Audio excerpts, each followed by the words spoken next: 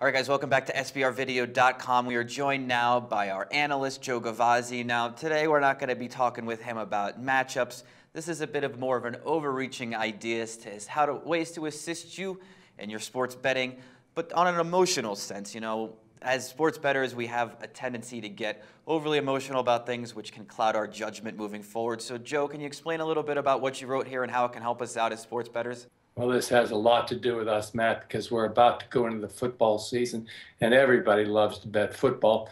Most of us believe that handicapping the games and winning 80% of them is just all there is to betting on sports.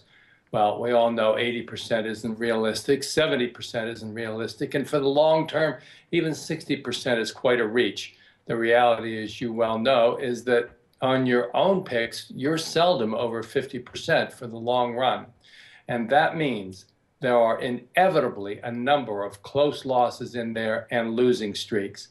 This series, Get Out of Your Head, deals with the emotions of sports betting and how you can become a healthier, happier person in your sports betting career. And I think that's something that we can all strive to do better with. You know, some of you all have a lot of money on the line of these things, and emotion can come into play, and you don't want that to muddy the waters as to what the absolute goal is of this endeavor. That's exactly right. Our absolute goal is to win money, and we can only do that if we're emotionally healthy. Let's take a look at an average example on a football Sunday. Most of you have action on probably 3 or so games in the early going on Sunday afternoon in the NFL, and we've all been through this little action in the fourth quarter. We're leading our 3 games in the fourth quarter, albeit all by 1 score. Then a group of bad calls, dropped passes, inevitable turnovers all take place within what seems to be the same 2 or 3 minutes, and suddenly our 3 winners have evolved into 3 losers, and those are the final scores. How we handle that says a lot about who we are as a sports bettor, and we need to devise ways to get ourselves in the right mental and emotional framework to continue to bet in that day.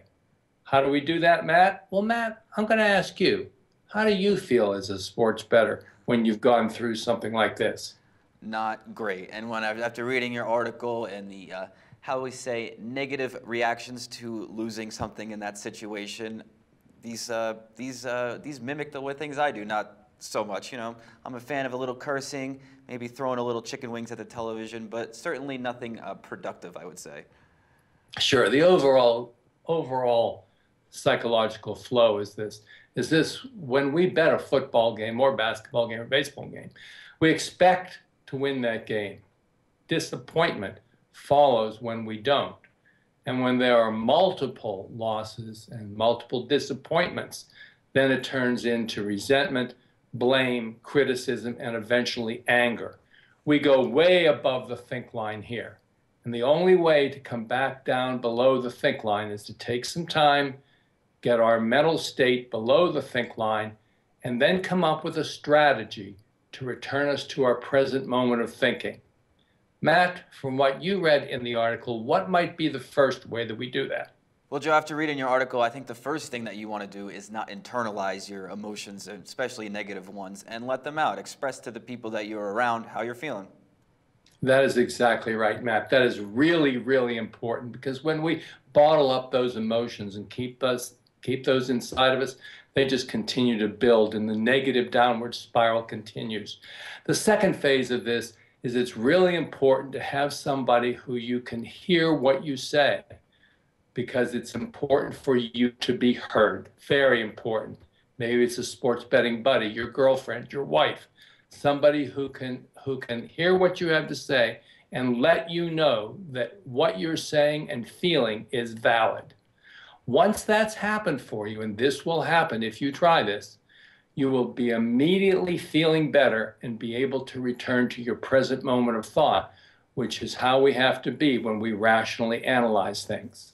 Yes, absolutely. And like you said, the most important part about sharing is having somebody to share and having somebody to listen and respond in kind. That's exactly right. So let's go through it again. When these bad negative situations occur, Assertively communicate emotionally your feelings.